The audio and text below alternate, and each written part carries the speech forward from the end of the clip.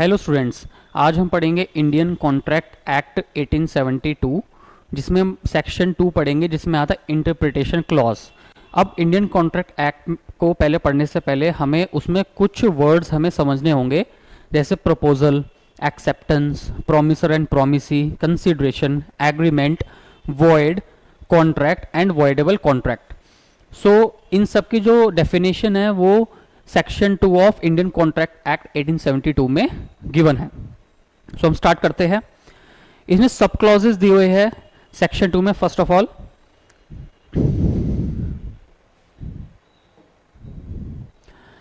अब फर्स्ट क्या बोलता है इसके अंदर सब क्लॉज?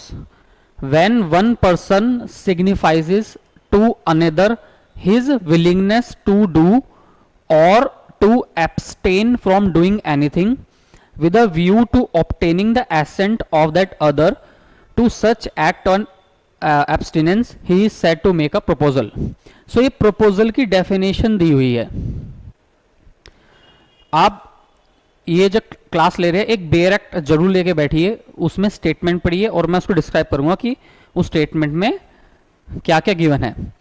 देखिए, मान लीजिए कोई ए पर्सन है, उसको अपनी कार बेचनी है। कितने की? 1.5 लाख रुपए की। तो ये क्या हुआ? ए को अपनी कार बेचनी है 1.5 लाख रुपए की, तो ए ने प्रपोजल दिया कुछ करने का। क्या करने का? कार बेचने का, कुछ करने का। और ऐसा ही कुछ नहीं करने का भी, एब्सटेन फ्रॉम डूइंग का प्रपोजल भी हो सकता है। और किस लिए? मान लीजिए कोई बी पर्सन है, इसकी एक्सेप्ट करने के लिए कि जो बी है वो ए का ऑफर एक्सेप्ट कर ले, तो जो ऑफर ए ने दिया है उसको हम क्या बोलेंगे? प्रपोजल। सिंपली ये डिफाइन कर रखा है section 2 sub clause A Indian contract act में। नेक्स्ट सब क्लॉज में आते हैं। अब नेक्स्ट सब क्लॉज में क्या है? प्रॉमिस। प्रॉमिस की डेफिनेशन है। अब हमने क्या पढ़ा था? ए ने प्रपोजल दिया किस चीज का? कार बेचने का। किसको दिया? बी को। अब बी ने क्या करा? ये प्रपोजल एक्सेप्ट कर लिया, तो ये प्रपोजल क्या बन जाएगा? एक्सेप्ट करने के बाद प्रपोजल क्या बन जाएगा? प्रॉमिस। कि ए ने प्रपोजल दिया, बी ने वो प्रपोजल एक्सेप्ट कर लिया, तो ए के लिए वो प्रॉमिस बन गया कि वो बी को कार अपनी बेचेगा। समझ रहे हैं? वही बी इसको कितना देगा? 1.5 लाख रुपए। तो बी का प्रॉमिस हो गया क्या? 1.5 लाख रुपए देने का ए को कार के बदले। ठीक है, ये सब क्लॉज बी है। नेक्स्ट पे आता है प्रोमिसर एंड प्रोमिसी। किसे कहते हैं? जो प्रपोजल दे रहा है। हमारे यहां पे इस एग्जाम्पल में ए प्रपोजल दे रहा है, तो ये क्या हो गया? प्रॉमिसर।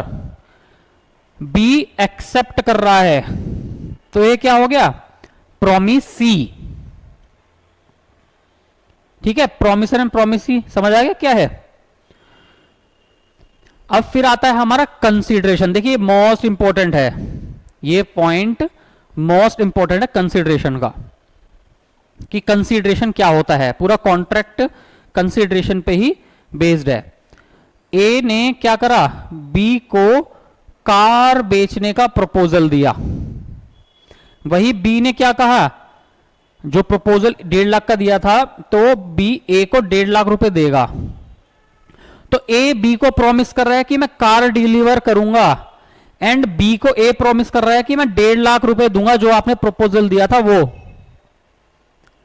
ठीक है, तो ये जो कार है और ये जो 1.5 लाख रुपए जो बी ए को 1.5 लाख रुपए दे रहा है और ए बी को कार दे रहा है, ये दोनों क्या है? कंसीडरेशन, इसको हम बोलते हैं कंसीडरेशन। तो बी के लिए क्या कंसीडरेशन हुआ? कार। ए के लिए क्या कंसीडरेशन हुआ? 1.5 लाख रुपए। समझ गए आप इस चीज को? हमने क्या क्या समझ लिया? हमने इसके अंदर प्रपोजल समझ लिया, एक्सेप्टेंस समझ लिया, प्रॉमिस समझ लिया और कंसीडरेशन समझ लिया। अब ये चारों चीज जिस चीज में आती है उसको हम क्या बोलेंगे? Agreement. Proposal, acceptance, promise and consideration, ये चारों चीज अगर आ जाए तो उसको हम बोलेंगे एग्रीमेंट। कॉन्ट्रैक्ट नहीं बोलेंगे अभी। क्या बोलेंगे अभी? एग्रीमेंट। समझ पा रहे इस चीज को? तो नेक्स्ट यही आएगा इसके अंदर। एग्रीमेंट किसे कहते हैं? सेक्शन 2 सब क्लॉज ई में डिफाइंड है agreement. Every promise, every promise and every set of promises forming the consideration for each other is an agreement। अब इस एग्जांपल से हम समझते हैं,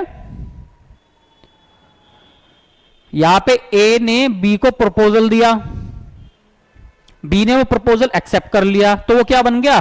प्रॉमिस। बी के लिए क्या कंसिडरेशन हो गया? कार। ए के लिए क्या कंसिडरेशन हो गया? 1.5 लाख रुपए।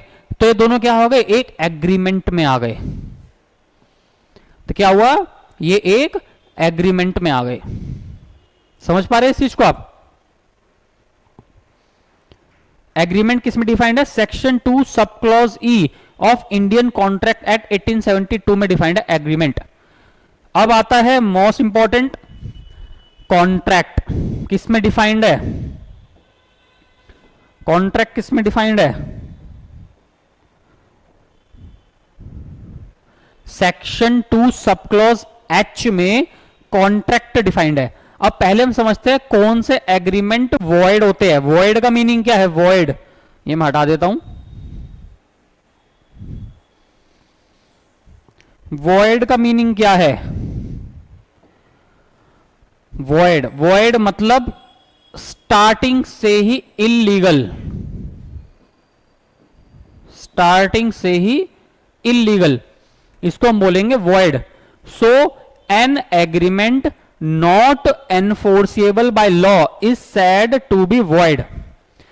कोई भी एग्रीमेंट जिसको हम लॉ के थ्रू एनफोर्स ना करा सके उसको हम बोलेंगे वॉइड एग्रीमेंट। एग्रीमेंट के इंग्रेडिएंट्स क्या पढ़े थे हमने? प्रपोजल,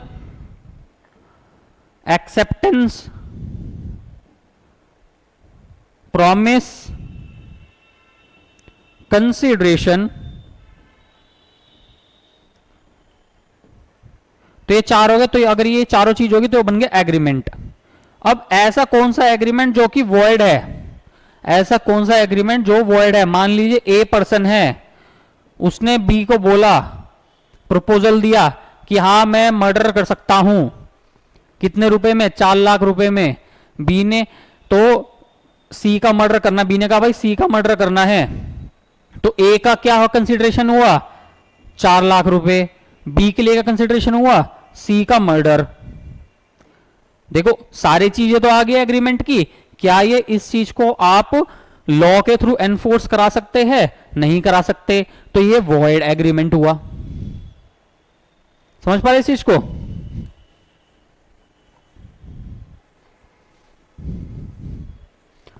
अब आता है हमारा कॉन्ट्रैक्ट किसको कहते हैं? सेक्शन 2 सब क्लॉज एच में डिफाइंड है an agreement enforceable by law is a contract. कोई भी एग्रीमेंट जिसको हम कोर्ट में जाके क्या करवा सके? एनफोर्स करा सके, लागू करवा सके, उसको हम कहते हैं कॉन्ट्रैक्ट। किसी भी एग्रीमेंट को जो कि वॉइड ना हो, अगर उसको हम एनफोर्स करा सके कोर्ट में, तो क्या बन जाएगा? कॉन्ट्रैक्ट बन जाएगा। अब एक इंपॉर्टेंट चीज बताता हूं मैं, वॉइडेबल कॉन्ट्रैक्ट।